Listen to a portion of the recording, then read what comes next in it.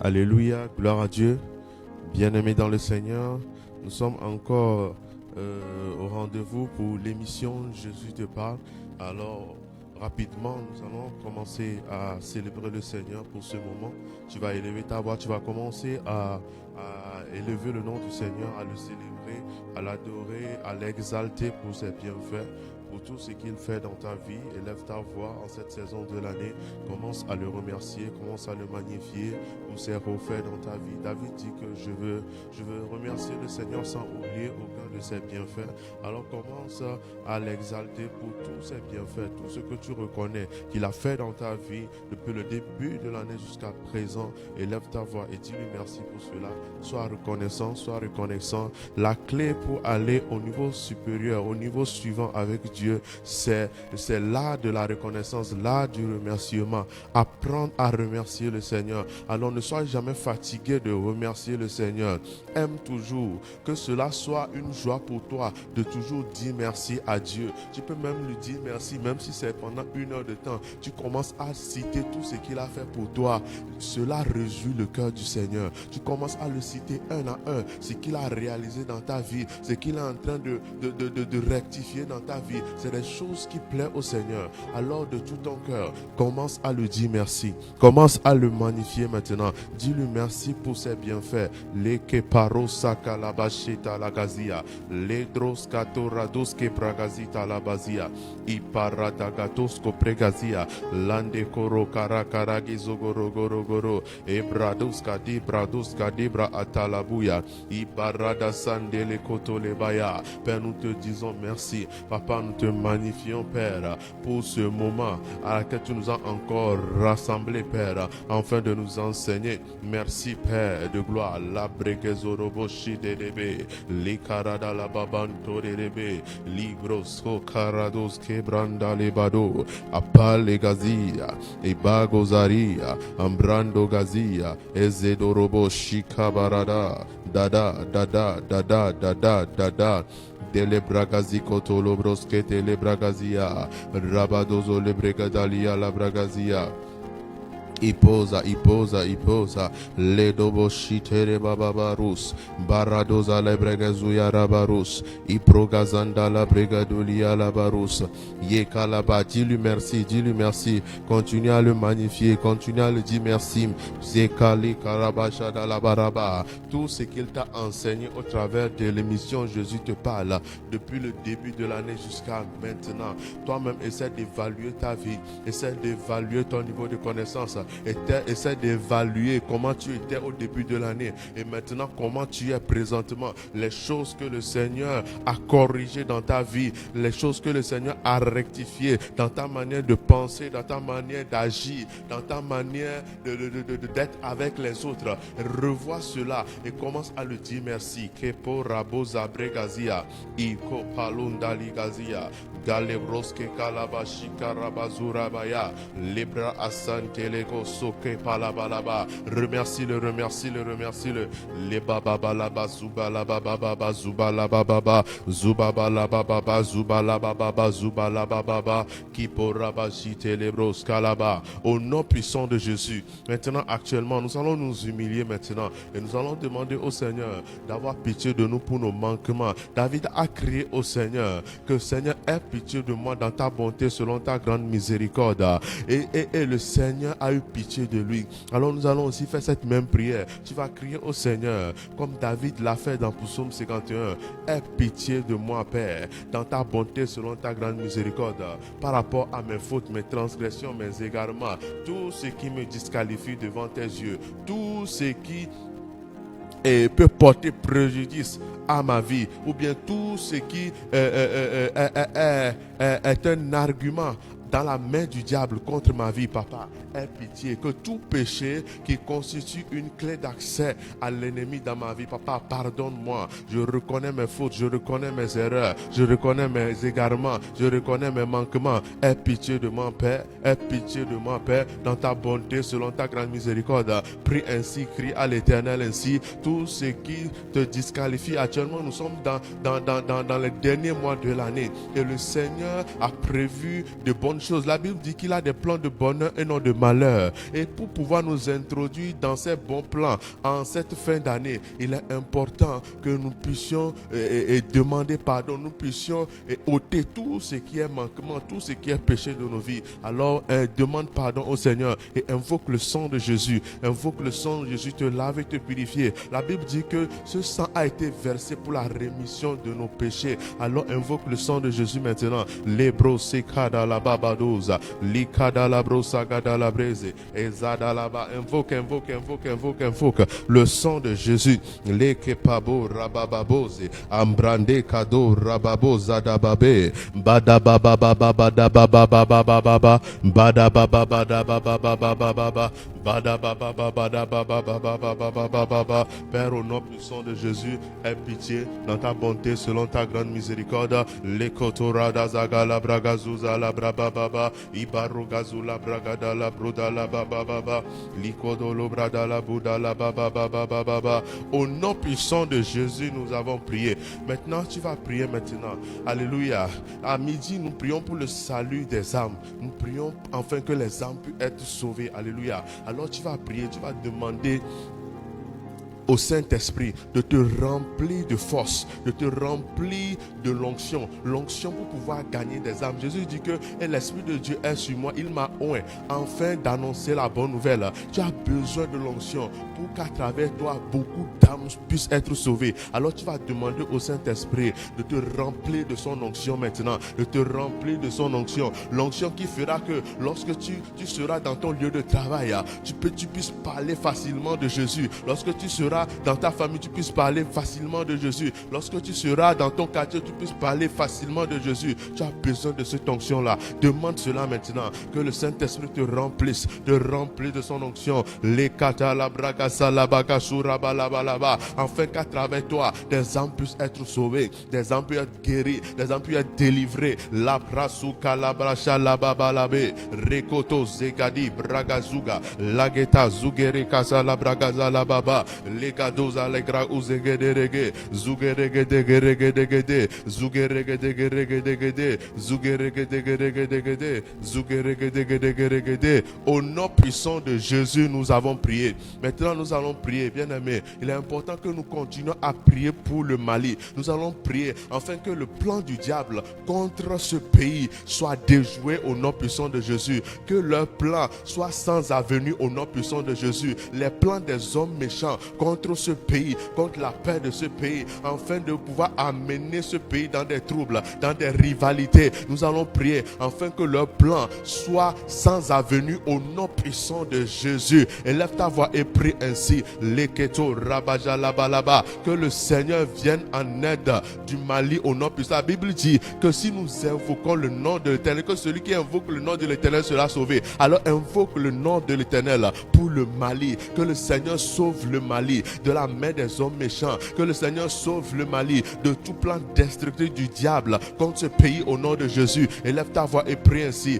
La décros kalabashada labaye, lebrozadia brogazide le bébé, ibragazada la bashatado, ratadada bashatado, ratadada bashatado, ratadada bashatado, ratadada bashatado, lebodobodobodobos, lebodobodobodobos, ledereberebereberebe, ledereberebereberebe, ledereberebereberebe, ledereberebereberebe, lendelebereberebe, lekabo zabu zabu zabu zabu zabu. Invoque le nom du Seigneur, invoque le nom du Seigneur. Les kadalaba pour le Mali, les pro sagabalaba sekarada zalabaya, lenda pro sagada la brasuda la balabaya, lendele bere bere bere bere bere bere bere bere bere, lendele bere bere bere bere bere bere bere bere, lendele bere bere bere bere bere bere bere bere bere bere bere. Au nom puissant de Jésus, alléluia. Tu vas prier, bien-aimé, c'est bien vrai que le Seigneur veut que les âmes soient sauvées, mais à la base, ton âme est importante pour le Seigneur. Alors tu vas prier pour le salut de ton propre âme. Tu vas prier afin que le Saint-Esprit puisse ôter tout ce qui est dans ta vie qui peut te disqualifier devant Dieu. La Bible dit que que c'est Dieu qui a choisi Saül, mais à la fin de son parcours, il a été disqualifié. Alors tu vas prier qu'à la fin de ton parcours, tu ne sois pas disqualifié au nom puissant de Jésus. Prie maintenant et que tout ce qui peut te disqualifier devant l'Éternel, que le Saint-Esprit même ôte tout cela au nom de Jésus. Que le Saint-Esprit entre au-dedans de toi, pénètre au-dedans de toi et arrache toute semence qui n'est pas de Dieu, toute chose dans ta vie que l'ennemi va vouloir utiliser afin de te détourner ou bien afin de t'amener à déplaire à Dieu. Que le Saint-Esprit ôte tout cela au nom puissant de Jésus. Prie ainsi. Les kato rabashada la baba la baba, les kadala brasukada la baba, les kadalaba. Demande au Saint-Esprit d'arracher tout ce qui n'est pas de Dieu dans ta vie. Si toi-même tu reconnais des choses, des faiblesses, tu peux citer cela au nom de Jésus. Les brosagada la brada la baba, likato sopre, lakato sopre, les boskada brados kada gabro, les bada suke erigazuya, lambrendo soka bala baba, indele krozegerebede, les bras azikada la zuya, landa brosagada la brosegede gris, les parabalaba, pri, au nom puissant de Jésus, nous avons prié. Nous allons faire la dernière prière. Tu vas prier, bien-aimé. Bien-aimé, avant que Dieu ne choisisse Saül, Saül menait un certain style de vie. Mais lorsqu'il est rentré à des niveaux de gloire, il a commencé à manifester des choses qui étaient enfouies en lui et qu'il n'a pas su traiter dès la base. Alors tu vas prier et tu vas demander au Saint-Esprit que tout ce qui est dans ta vie, qui attend de se manifester pendant que tu vas rentrer dans tes saisons de gloire, que le Saint-Esprit ôte tout cela dès maintenant au nom de Jésus. Il y a des choses souvent que l'ennemi place en embuscade ou bien il camoufle cela dans nos vies et ces choses-là se déclenchent à des niveaux où le Seigneur commence à opérer à des dimensions avec nous. Alors tu vas prier, tu vas demander au Saint-Esprit. Le Saint-Esprit lui sait toutes choses. Tu vas lui demander qu'il pénètre au-dedans de toi, que toute semence enfouie, toute semence camouflé du diable dans ta vie qui attend de se manifester dans l'avenir, dans les moments où tu vas commencer, où Dieu va commencer à t'utiliser, dans les moments de gloire, que le Saint-Esprit consume ces choses au nom puissant de Jésus. Toute semence camouflée dans ta vie, que cela soit consumé. Les koto prekazi kadala bababa, brose,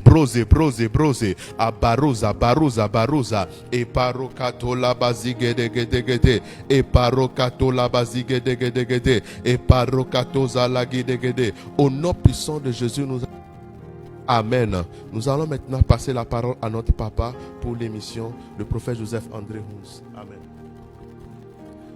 Gloire à Dieu, gloire à Dieu. Bien-aimés dans le Seigneur, soyez les bienvenus dans notre émission Jésus te parle. Cet après-midi, le Seigneur va encore nous parler. Nous sommes, il y a déjà deux jeudis, en train de parler, de comprendre le tempérament de votre conjoint ou conjointe. Comprendre le tempérament de votre conjoint ou conjointe. Donc, nous sommes en train de parler de comment comprendre l'époux ou l'épouse que vous avez à la maison. Bien-aimé dans le Seigneur, souvent, lorsque tu ne t'entends pas avec un ami, tu peux te séparer d'elle.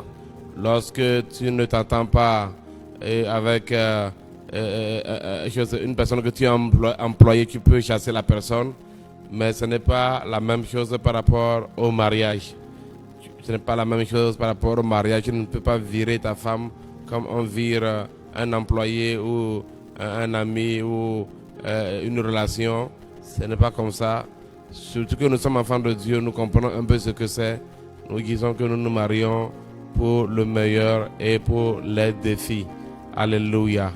Donc, nous rendons grâce au Seigneur pour sa fidélité avec nous. Nous avons déjà parlé de ce qui nous permet d'identifier le tempérament de nos conjoints. Nous avons parlé de 4 tempéraments, à savoir le tempérament sanguin, le tempérament colérique, le tempérament mélancolique et le tempérament flegmatique. Nous avons déjà parlé de tempérament sanguin et nous sommes en train de parler actuellement du tempérament colérique. J'aimerais qu'on puisse nous projeter les passages bibliques en ce qui concerne les tempéraments. J'aimerais qu'on puisse nous projeter les passages bibliques de Proverbes. Le passage de Proverbes. Alléluia. J'aimerais te prier de partager l'émission à beaucoup de personnes. Partage l'émission à tes frères, partage l'émission à tes soeurs, partage l'émission à tes amis. Partagez et permettez à une personne aussi d'être bénie, permettez à une personne de sauver son foyer, de sauver son ménage. Alléluia. Donc, en ce qui concerne les tempéraments, nous avons dit ceci. Proverbe 30, verset 11 à 14. Il est une race qui maudit son père et qui ne bénit point sa mère. Nous avons dit que c'est le tempérament mélancolique. Il est une race qui se croit pure et qui n'est pas lavée de sa souillure. Nous avons parlé du tempérament flegmatique. Il est une race dont les yeux sont hautains et les paupières élevées. Nous avons décrit cela comme le tempérament sanguin. Il y a une race dont les dents sont des glaives et les mâchoires des couteaux pour dévorer le malheureux sur la terre et les indigents parmi les hommes. Nous avons dit que ça c'est le tempérament colérique. Et nous disons que les tempéraments ce sont nos caractères de base, ce sont nos comportements de base.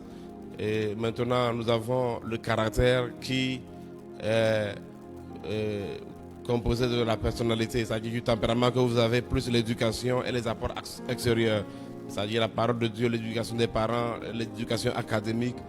Et maintenant votre tempérament de base, tout cela va former votre caractère.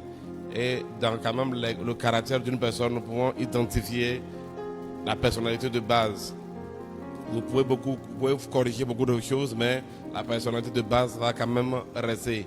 Donc en évoluant et en parlant de tempérament, nous allons essayer de parler devant de comment est-ce que corriger les tempéraments. Nous allons même parler un peu du tempérament et la vie sexuelle. Comment est-ce que tous les tempéraments se comportent dans la vie sexuelle, dans le couple. Parce qu'il est très important, vous savez, dans un couple, nous connaissons très bien la place des relations sexuelles.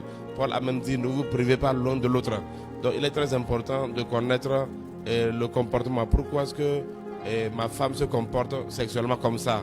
Il ne faut pas vouloir que ta femme soit comme une autre femme. Il ne faut pas vouloir que ton mari soit comme un autre homme, non.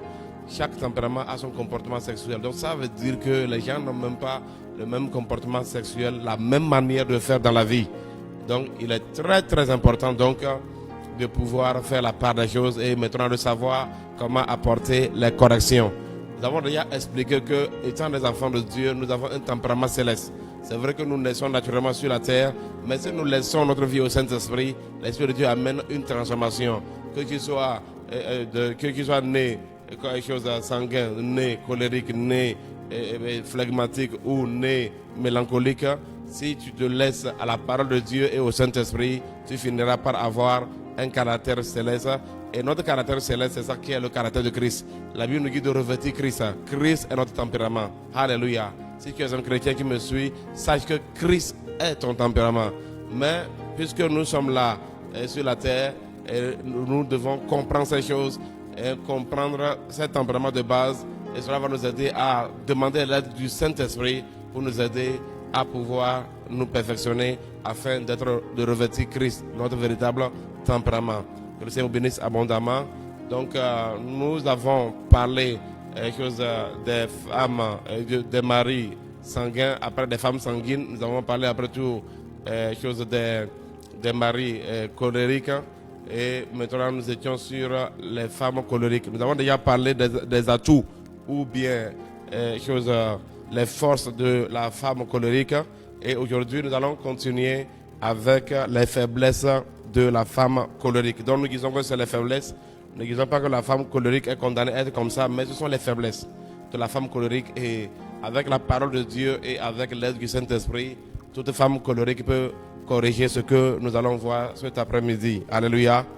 Donc, nous allons commencer avec les faiblesses de la femme colérique, comme je viens de le dire. Donc, quelles sont leurs faiblesses? Nous qui sommes ici impopulaires. Donc, j'aimerais vous souligner, j'avais déjà expliqué ça dès le départ, que je vais beaucoup plus me baser sur le travail d'un de mes mentors, l'évêque Dag. Il a fait un travail exceptionnel en matière de tempérament. Je vais juste vraiment me servir de ce travail qu'il a fait pour pouvoir partager cet enseignement avec nous. Il y a plusieurs enseignements sur les tempéraments, il y a plusieurs versions. J'ai eu à jeter un coup d'œil, mais j'ai vraiment apprécié son travail. J'ai apprécié son travail et je me sers de cela comme un socle. Et je rends grâce à Dieu parce que ça m'a permis vraiment de maîtriser très très longtemps, il y a de cela plus de 5 ans, vraiment la dynamique des tempéraments. Et ça m'a aidé vraiment à plusieurs choses, Donc nous allons nous baser sur son travail et au fur et à mesure je peux apporter des explications. Alléluia. Donc nous parlons de la faiblesse de la femme colérique. La faiblesse de la femme colérique. Donc impopulaire. Elle peut être très admirée de loin, mais détestée par son entourage. Donc les femmes colériques sont souvent impopulaires, c'est-à-dire qu'elles n'ont pas de popularité à cause de leur manière d'agir. La plupart du temps, elles sont très admirées de très loin, mais de près, elles sont détestées par leur entourage. Donc ça, c'est ce que subissent la plupart des colériques.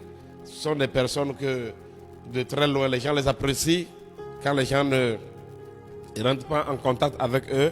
Parce que ce sont des personnes, ce sont des gens très dynamiques. Ce sont des gens très très dynamiques. Vous allez les apprécier. Mais quand vous allez vous approcher d'eux, si vous ne comprenez pas ce que nous sommes en train d'enseigner là, vous allez les détester. Alors que cela ne doit pas se faire aussi. En tant qu'enfant de Dieu, tu ne dois pas détester quelqu'un. Est-ce que vous voyez un peu? Donc c'est pour cela que vous devez aussi maîtriser ce tempérament-là pour comprendre les gens. Ça vous permet de les supporter. Alléluia. Donc, deuxième chose, on dit, leurs faiblesses, elles sont méchantes.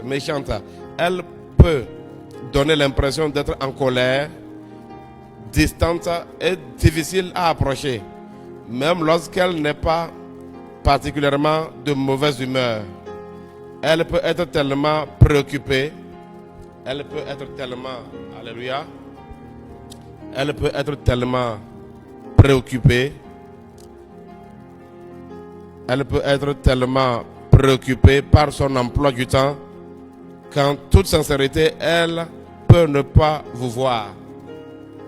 Elles sont tellement préoccupées par leur emploi du temps qu'elles ne feront pas attention à vous.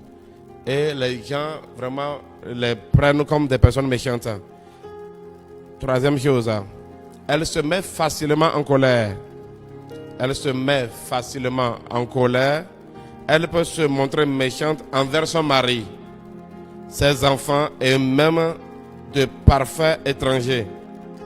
Elle pense que la planète est remplie d'idiots, d'incompétents, qu'au mieux elle tolère. Donc la femme colérique est une femme qui peut se mettre facilement en colère.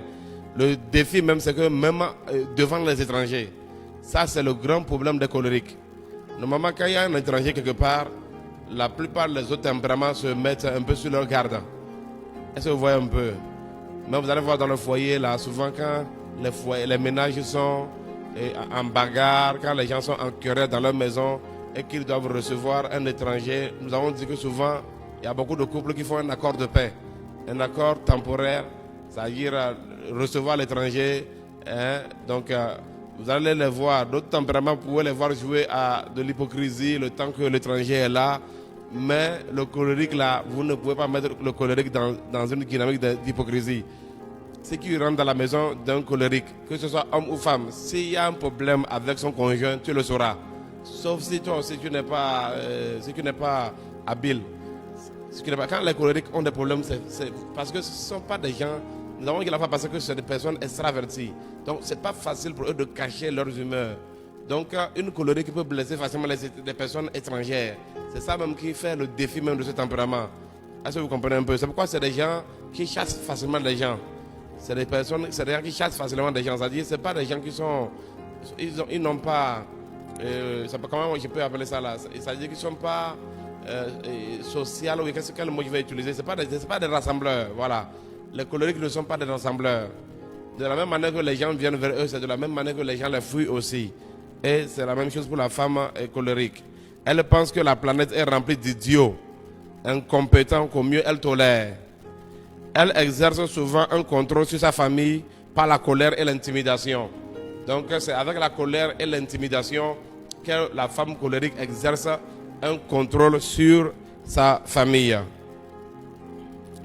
Elle peut se montrer dure et blesser les sentiments des gens par un langage dur et une attitude sévère et dénuée d'amour.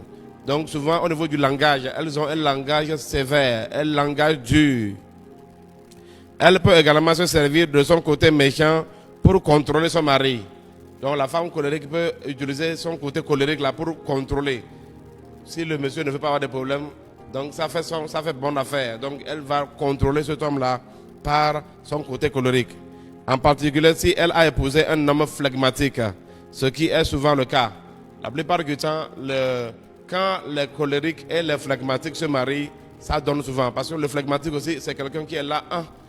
Tu dis tout, il est là seulement. Donc la plupart du temps, c'est les mélancoliques et les sanguines. Au niveau du mariage, ça passe souvent. Mais les flegmatiques ou bien les colériques aussi, quand ils se marient, il n'y a pas trop souvent de complications. Mais avec le Saint-Esprit, on ne peut pas rester dans cette nuance-là. Avec le Saint-Esprit, puisque nous sommes appelés à avoir le tempérament Christ. Donc du coup, il n'y a pas à dire que non, que comme l'autre est ici, non. Mais nous voulons à la volonté de Dieu et à beaucoup de paramètres en tant qu'enfant de Dieu pour faire le choix de notre conjoint. Si tu es un flegmatique et que Dieu te guide d'épouser une sanguine, il ne faut pas dire à Dieu non, il me faut une colérique, non, c'est pas ça. Alléluia. Centrée sur elle-même, elle ne s'intéresse qu'à elle-même. Elle ne s'intéresse qu'à elle-même. Donc, se sert des gens et ne prend pas le temps de se faire des amis. Les colériques ne prennent pas le temps de se faire des amis. La relation donnant-donnant nécessaire pour entretenir une amitié à long terme ne l'intéresse pas. Ses projets et ses accomplissements l'occupent suffisamment. Elle est heureuse qu'on l'aide, demande des services, appelle pour raconter aux autres ses accomplissements, etc. Elle a tendance à considérer les gens comme des outils dont elle peut se servir pour atteindre ses buts et ses objectifs. Donc la femme colérique a tendance à utiliser les gens pour atteindre ses objectifs. C'est pourquoi la plupart du temps, c'est des femmes manipulatrices. Elles peuvent vous manipuler très facilement pour atteindre son but. Ça, nous parlons de la faiblesse. Dans son esprit, les projets sont plus importants que les gens. Pour la femme colérique là, les projets sont plus importants que les gens. Est-ce que vous me voyez? Cette attitude génère des conflits. Donc ce comportement-là venant d'elle génère des conflits. Parce que pour la femme colérique, les projets sont plus importants que les gens. 6. Impulsive. Elle l'est souvent trop. Elle prend d'importantes mesures pour obtenir les résultats qu'elle souhaite, mais laisse aux autres le soin de terminer ce qu'elle entreprend. Donc ce sont des femmes très impulsives, accro du travail. Elle fait des heures supplémentaires, mais quand il s'agit des tâches ménagères et des tâches plus terre à terre de la vie et de la maternité, elle se comporte soudain comme une paresseuse. En fait, elle garde son énergie pour ce qu'elle estime important. Donc la femme colérique, il y a des choses qu'elle estime importantes, des choses importantes pour elle. Pour ces choses, elle garde son énergie. Les choses qu'elle considère comme pas importantes, donc c'est-à-dire elle se comporte là-bas comme une paresseuse. 8. Autoritaire. Elle apparaît comme ayant la personnalité la plus autoritaire et agaçante de la planète. Une madame je sais tout. Elle aime prendre les choses en main. Donc les femmes colériques sont des femmes autoritaires. Si tu as une femme colérique, il faut savoir que elle sera une femme autoritaire. Ou si elle a un mélange de deux tempéraments. Tu peux avoir une femme peut-être mélancolique mais en même temps colérique. Et vous avez déjà expliqué que quelqu'un peut avoir deux tempéraments, mais souvent il y a toujours un tempérament qui va dominer. Donc ça veut dire que même la personne, si la personne est à dominance mélancolique, mais a un peu de côté colérique, vous devez saisir cela et savoir comment gérer ce côté colérique. Donc c'est une madame, je sais tout, elle maîtrise tout, elle connaît tout. 9. Elle n'est pas très douée pour les tâches ménagères. Elle n'est pas très douée pour les tâches ménagères. 10. Elle n'est pas tendre. Les femmes colériques manquent de tendresse. Il n'y a pas de tendresse dans leur monde. Elle n'est pas douée pour montrer de l'amour et de l'affection. Si vous voulez montrer de l'amour et de l'affection, il ne faut pas prendre les femmes colériques. Elle peut ne pas se montrer très affectueuse ni attentionnée envers son mari, ses employés ou ses enfants. Donc souvent envers son mari, envers ses employés ou envers ses enfants, elle peut ne pas se montrer très affectueuse. Est-ce que vous-même vous voyez un peu? Donc c'est bon, c'est pas facile. Donc nous avons déjà dit ça que le tempérament colérique n'est pas un tempérament, ça dit qui est trop dans les romances. Donc si tu as une femme colérique, ne t'attends pas trop à une femme romantique qui sera là tout le temps dans les trucs de bisous, bien tout ça là. Non, non, non, non. Elle n'est pas très douée pour les tâches. Bon, ok. 11. Elle est franche et a la langue acérée. Donc, les femmes colériques sont franches. Donc, ce qui passe par sa tête là, elle libère ça.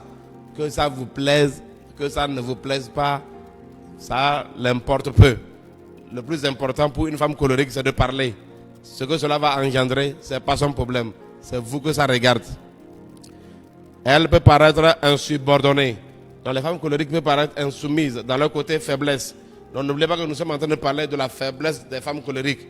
Mais une femme colérique en temps normal qui a reçu Christ, vraiment on doit voir la correction. Nous verrons un peu les corrections au niveau des tempéraments, par la grâce de Dieu en avançant. Parce que cela est très très important. C'est très important de comprendre ces choses. C'est très important. Elle est très critique, mieux en ce qui concerne les rapports sexuels. La femme colérique, donc elle est très critique en ce qui concerne les rapports sexuels. Nous aurons le temps de voir ça.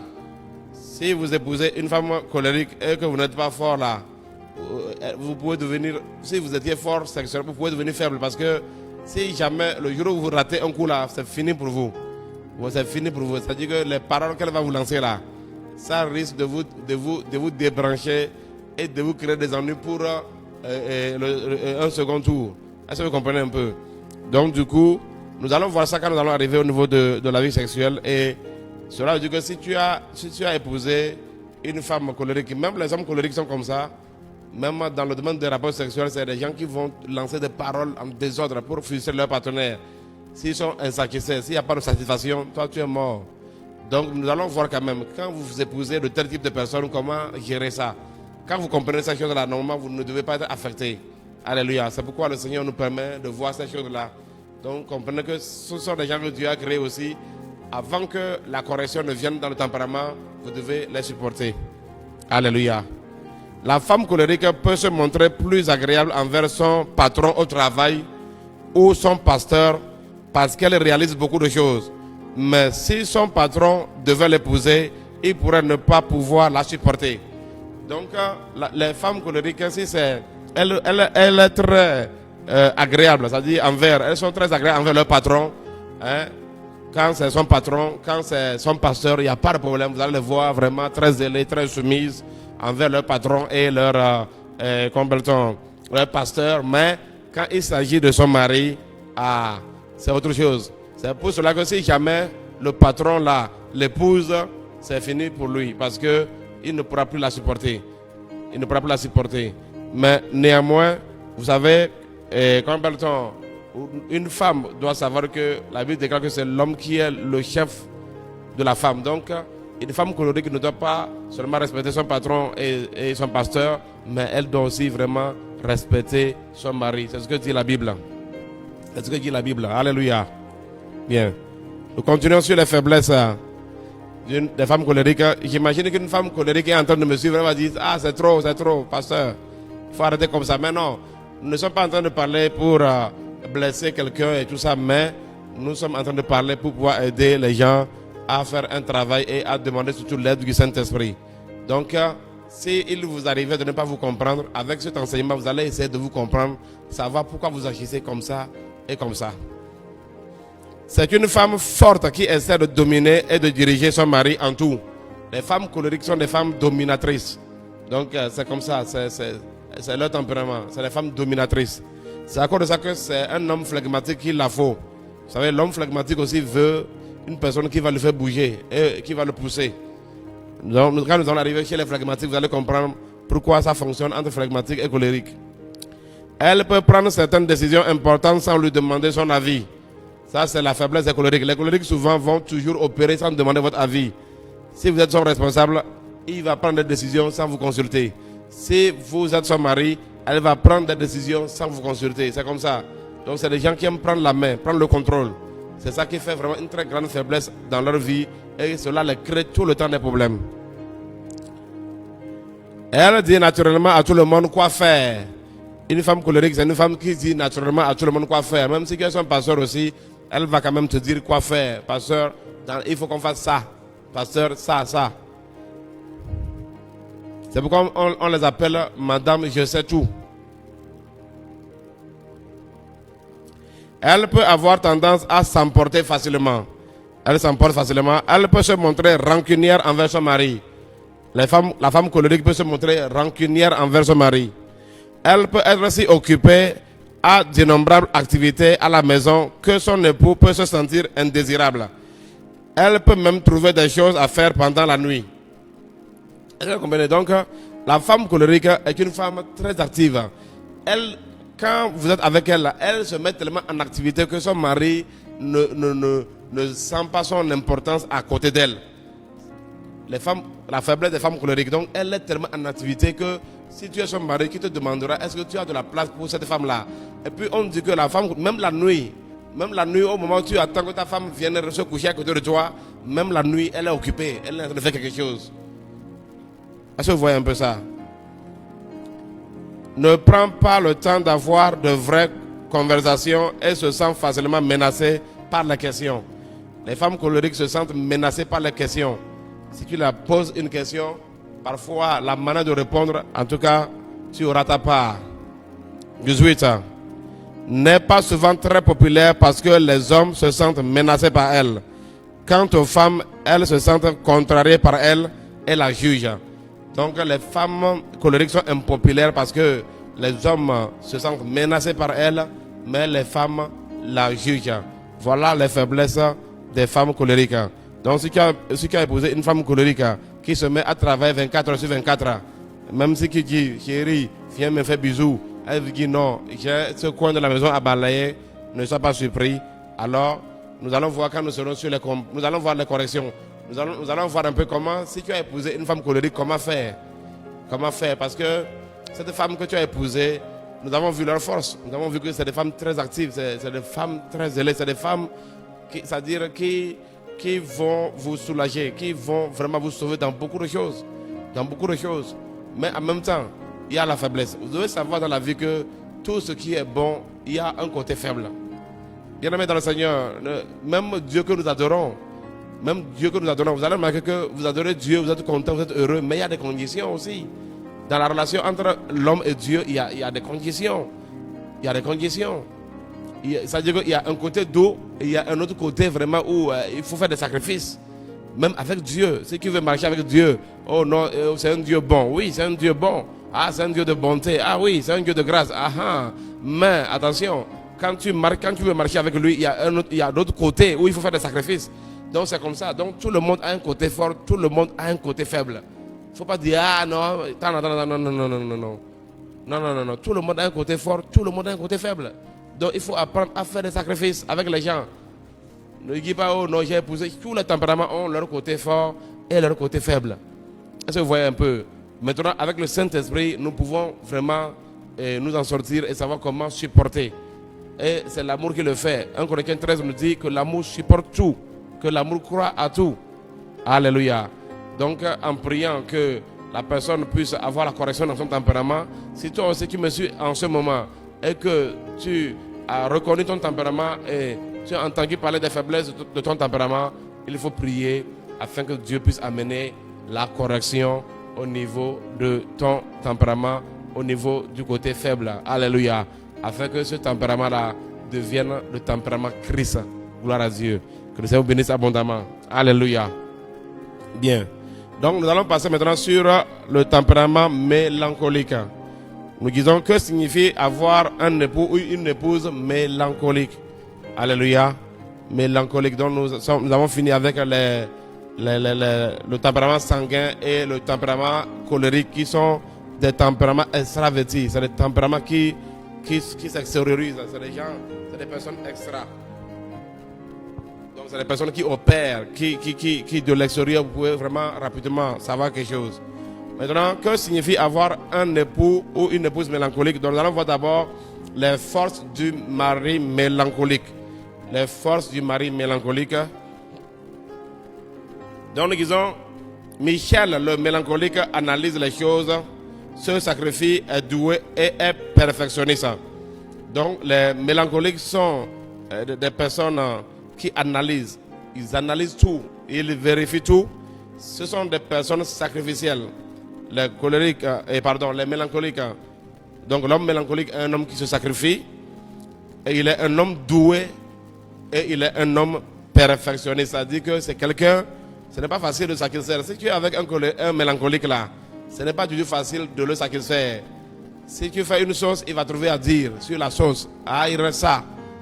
C'est des gens, chaque fois quand vous faites quelque chose pour eux là, ils vont toujours trouver à dire. Voilà aussi. Ce sont des personnes perfectionnistes. Donc c'est des gens qui eux-mêmes ils aiment mieux faire. Quand ils font quelque chose, ils veulent toujours faire mieux que ce qu'ils viennent de faire. Ils veulent toujours arranger. Toujours. Il est très sensible émotionnellement. Les mélancoliques sont très sensibles émotionnellement. Ils trouvent du plaisir dans les beaux-arts. Donc nous sommes sur la faiblesse de l'homme mélancolique. Si tu as un mari mélancolique, donc il faut savoir que si tu le vois aimer les beaux-arts, tu dois comprendre. Il est un ami très fidèle, mais ne fait pas facilement des amis. Un mélancolique est un ami très fidèle. S'il est ami avec toi, en tout cas il est ami avec toi, mais il ne se fait pas facilement des amis. Un homme mélancolique ne se fait pas facilement d'amis. Il fait rarement l'effort d'aller vers les gens, mais laisse plutôt les gens venir vers lui. Donc, si tu as un mari mélancolique, tu vas remarquer qu'il va rarement vers les gens. Rarement. C'est les gens, c'est quelqu'un qui va voir, il ne va jamais aimer aller au mariage, au noya, cérémonie de mort ici. C'est-à-dire, tout ce qui est social là, c'est difficile pour un mélancolique d'aller vers les gens. Il laisse plutôt les gens venir vers lui. Il est le plus fiable. Il est le plus fiable de tous les tempéraments à cause de sa tendance à la perfection. Donc on dit ici que le tempérament, le mari mélancolique est le plus fiable de tous les tempéraments à cause de sa tendance à la perfection. Puisque ils aiment la perfection. Donc si vous leur confiez quelque chose, vous pouvez vraiment être sûr que cela va donner. 7. Il désire fortement être aimé par les autres. Le mari mélancolique désire être aimé. 8. Vu qu'il analyse les choses, il arrive à détecter avec exactitude les obstacles et les dangers des projets à la planification desquels il participe. Donc, puisque c'est quelqu'un qui est très analytique, c'est quelqu'un qui analyse les choses. Donc, quand vous êtes en train de faire un projet, facilement, il peut trouver les failles. Il peut, avec exactitude, il peut détecter les dangers qu'il y a quand il participe aux réunions de planification. Aussi, la perspective de démarrer de nouveaux projets ne l'enthousiasme pas beaucoup. Donc, s'il faut démarrer un nouveau projet, il n'est pas trop enthousiaste parce que pour lui, il faut d'abord prendre du temps, il faut analyser, il faut vérifier. Un mari mélancolique là, c'est comme, d'une façon générale, les mélancoliques, ce sont des gens, avant de déposer leur pied quelque part, ils doivent s'assurer. S'il veut poser le pied sur le sol, il va vérifier si le sol là peut le tenir. Donc c'est les gens qui ils analysent tout et ils vérifient tout. Donc si tu as un mari qui aime tout creuser, qui aime tout vérifier, c'est pourquoi on les appelle mesquins. Mesquins parce qu'ils aiment, c'est-à-dire ils passent tout. C'est-à-dire ils veulent, c'est comme ils ont un microscope pour tout vérifier d'abord. Il peut occasionnellement réaliser de grandes œuvres d'art, mais ces réalisations sont suivis de longues périodes de dépression. Est-ce que vous voyez un peu? Donc, ce sont des gens qui font de grandes réalisations, mais qui dépriment aussi facilement. C'est ça pour moi mélancolia. Donc, c'est des gens qui sont sujets à la dépression. Ils peuvent déprimer. 10. Le sacrifice personnel est ce qui donne le plus de sens à sa vie. Et il choisit souvent une vocation difficile qui nécessite des sacrifices. Donc, les mélancoliques aiment le sacrifice personnel. Donc, c'est à cause de ça que, en termes de vocation, en termes de travail, ils choisissent toujours des choses difficiles. Difficiles, les vocations difficiles. Ce qui demande le sacrifice. C'est ça qu'ils aiment choisir. Aucun autre tempérament n'a autant de potentiel naturel que le mélancolique lorsqu'il est stimulé par le Saint-Esprit. Donc ici, on dit que lorsque le mélancolique est stimulé par le Saint-Esprit, aucun autre tempérament n'a autant de potentiel naturel que le mélancolique lorsqu'il est stimulé par le Saint-Esprit. Il peut réaliser son potentiel s'il pense aux aspects positifs de la vie, loue Dieu et se montre reconnaissant. Donc ce sont des personnes qui louent Dieu facilement et qui sont très reconnaissants au Seigneur. 12. Il peut être riche parce qu'il se suffit à lui-même et travaille dur. Ce sont des personnes qui travaillent dur. 13. L'époux mélancolique est quelqu'un qui écoute. L'époux mélancolique, ce sont des gens qui écoutent. 14. Il peut être doué et faire des sacrifices personnels. 15. Il est fidèle et loyal, ce qui le rend productif. Donc le mélancolique, c'est quelqu'un de très fidèle et loyal. Ça fait que cela lui rend productif. 16. Il est très ordonné. Le mari mélancolique est un homme ordonné. C'est des gens qui aiment que tout soit à sa place. Donc ce sont des personnes organisées. 17. Il peut avoir tellement envie de trouver la partenaire parfaite que cela peut prendre beaucoup de temps. Donc souvent, la plupart des mélancoliques se marient très tard parce que tellement il veut la parfaite épouse que cela peut vraiment lui prendre du temps avant de se marier. Donc la plupart des hommes mélancoliques, parfois le type de femme qu'ils veulent épouser, parfois on ne peut pas trouver ça sur la planète Terre. Parce que c'est des perfectionnistes. Ils veulent ce qui est parfait. Ils veulent ceci. Ils veulent que ce soit comme ça. Que ce soit comme ci. Donc finalement, vous allez les voir rejeter beaucoup de filles avant vraiment de trouver la femme de leur vie. Et souvent, ça leur prend du temps à cause de leur perfectionnisme. Ils veulent une femme parfaite. Ils veulent une femme angélique. Bien aimé dans le Seigneur, il faut plutôt se laisser guider par le Saint-Esprit. Il faut arrêter ça. Il faut se laisser guider par le Saint-Esprit pour choisir la partenaire de la vie. Alléluia. Nous allons voir maintenant les faiblesses du mari mélancolique. Les faiblesses du mari mélancolique. Donc, si tu as un mari mélancolique, on a parlé tout à l'heure de leur force.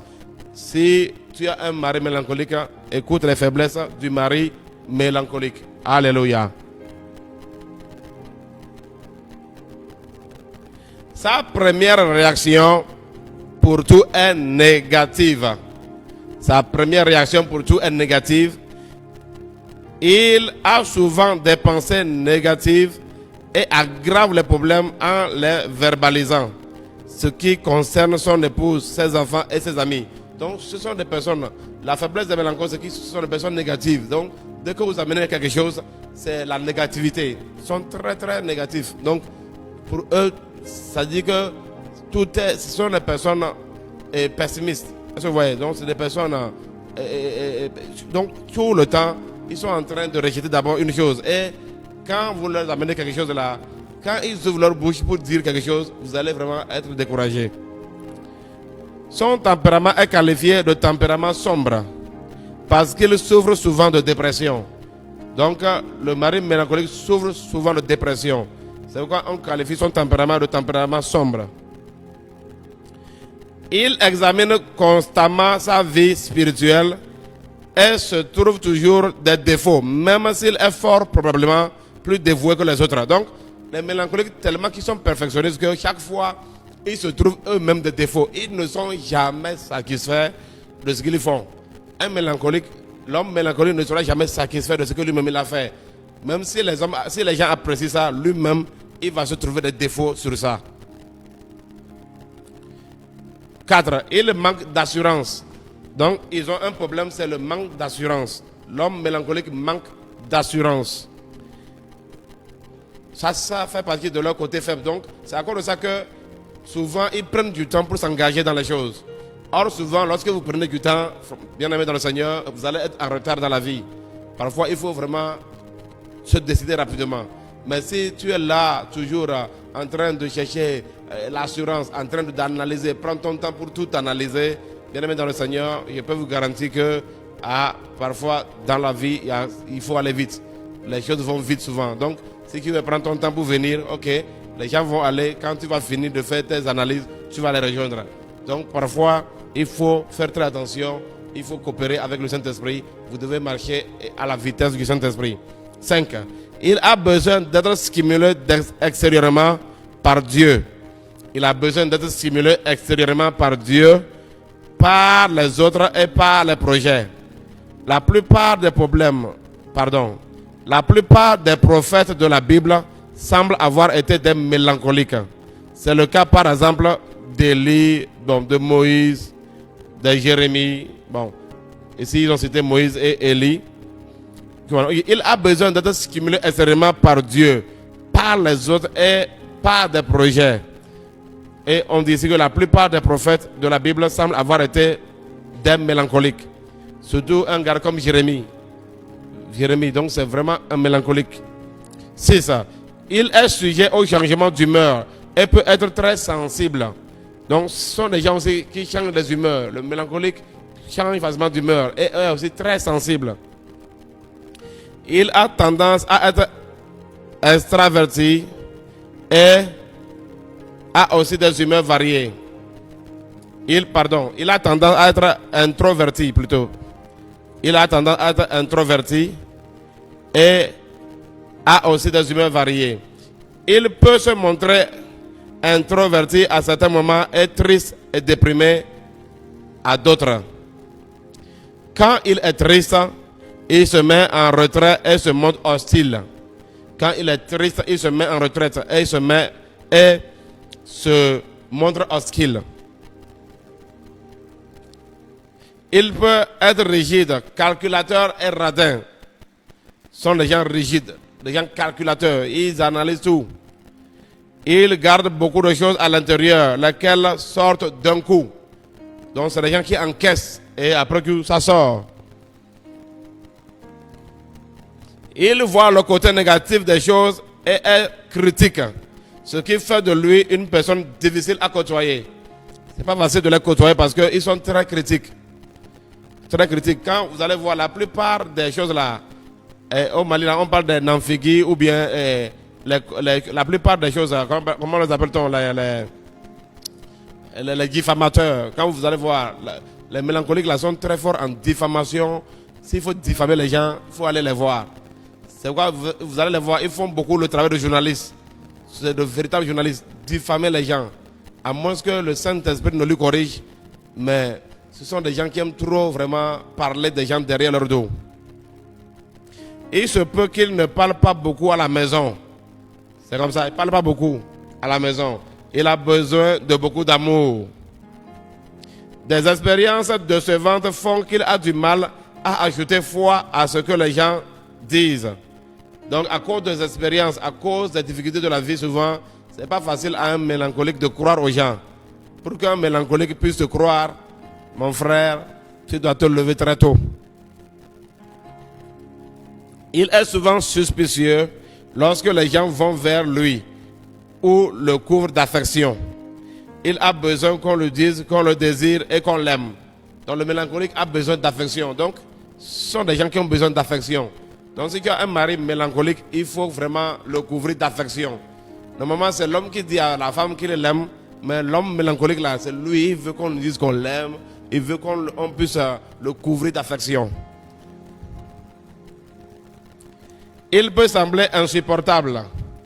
Il peut arriver qu'il semble insupportable. Il a du mal à pardonner. L'homme mélancolique a du mal à pardonner.